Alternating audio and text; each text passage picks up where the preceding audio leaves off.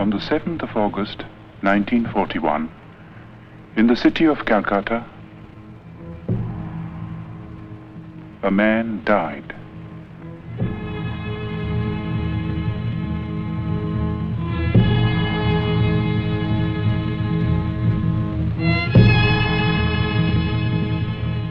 His mortal remains perished, but he left behind him a heritage which no fire could consume.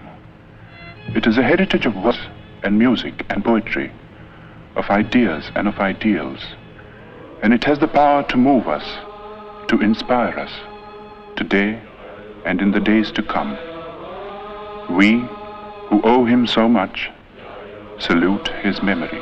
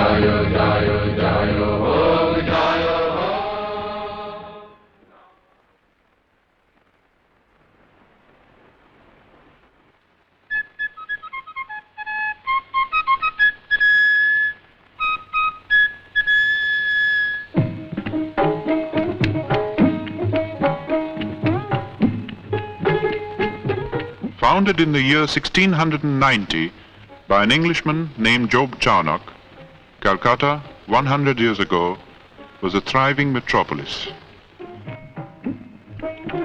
Queen Victoria was proclaimed Empress of India in 1877. As the capital of India, Calcutta was the seat of the Queen's government.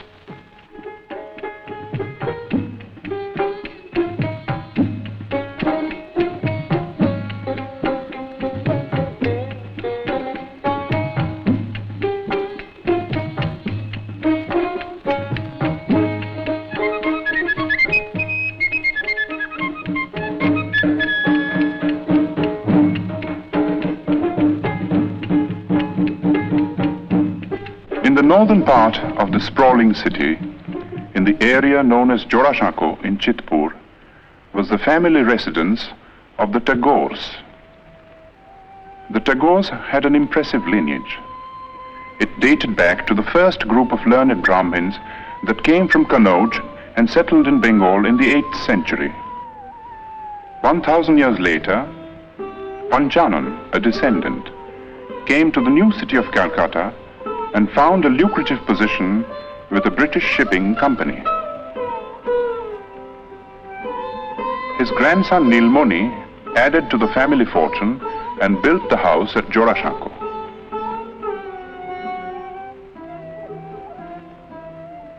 The peak was reached with Nilmoni's grandson, one of the most brilliant and colorful figures of the 19th century. Rabindranath Tagore combined cultured sophistication with a largeness of heart and a rare degree of business acumen. Coal, sugar, indigo, exports, banking, newspaper. There was no end to his enterprises, and he succeeded in all. If his earnings were fabulous, so were his spendings.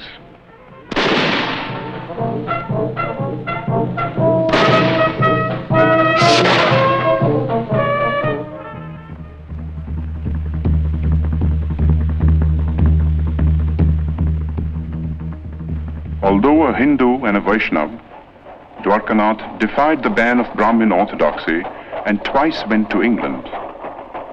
There he had an audience with Queen Victoria, discussions with Gladstone, and dinner with men like Dickens, Thackeray, and Max Muller.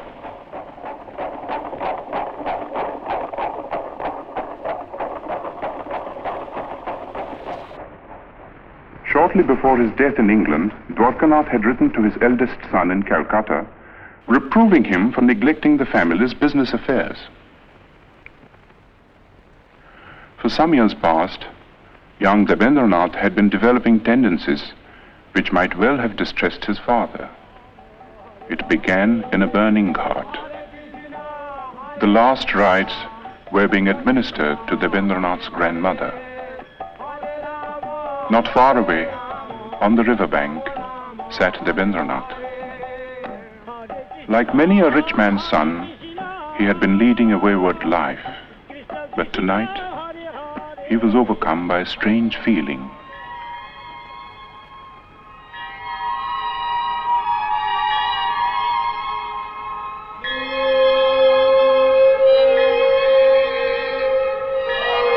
Worldly possessions seemed to lose their meaning for him.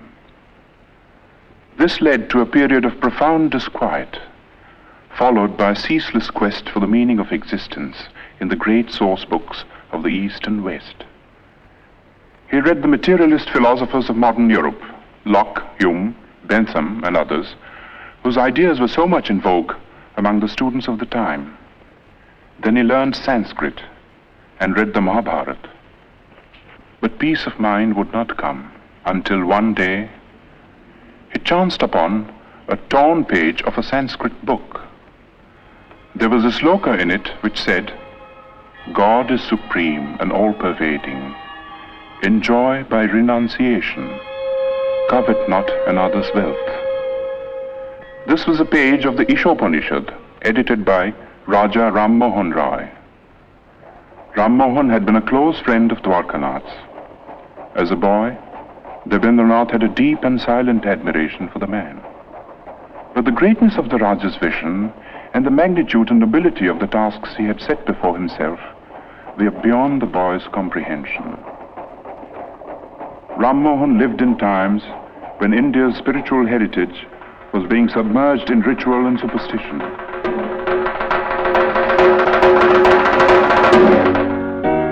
While in the West, a whole new concept of humanity was emerging. Ram Mohan advocated Western education for Indians because he wanted the new ideas of the West to spread in the country. He also wanted that we should respect what was old and true in our own heritage. In the Upanishads, for instance, which revealed to him the monotheistic basis of Hinduism. Ram Mohan's work was left unfinished by his death in England. But Rabindranath, inspired by the 2 lines of Sanskrit text, went on to prove himself to be the Raja's true spiritual son and heir. Rabindranath suffered social ostracism for preaching the monotheistic faith that he called Brahmoism, but to his followers, and there were many, he was Maharshi, the great sage. When Rabindranath was born, the Maharshi was 45 years old. His wife Sharada Muni was 33. Rabindranath was the 14th child.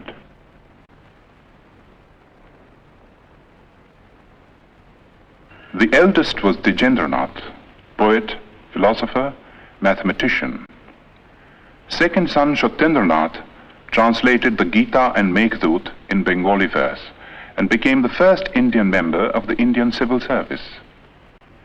The 5th son Jyotirindranath was a born musician, translated Molière and Sanskrit dramas into Bengali, and wrote and staged some of the most popular Bengali plays of his time. Among the daughters was Sharna Kumari, the first woman novelist and the first woman to edit a journal in India. Indeed, it was a household which hummed with artistic activity.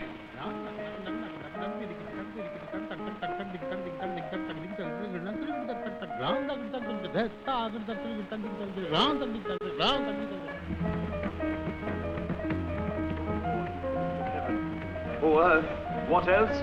And shall I couple hell? O fie, hold my heart. And you, my sinews, grow not instant old, but bear me stiffly up.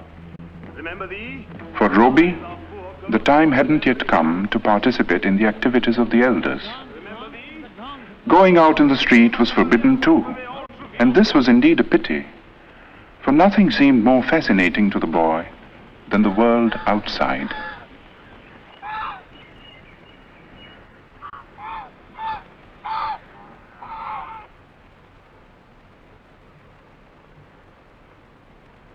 At the age of 7, Robbie was sent to school. You see a box. তুমি কি একটি বাক্স দেখিতে পাইতেছ? Yes, I can see a box. হ্যাঁ, আমি একটি বাক্স দেখিতে পাইতেছি। Yes, I can see a box. হ্যাঁ, আমি Robbie went to 4 schools and hated them all. But to say that he lacked education would be wrong.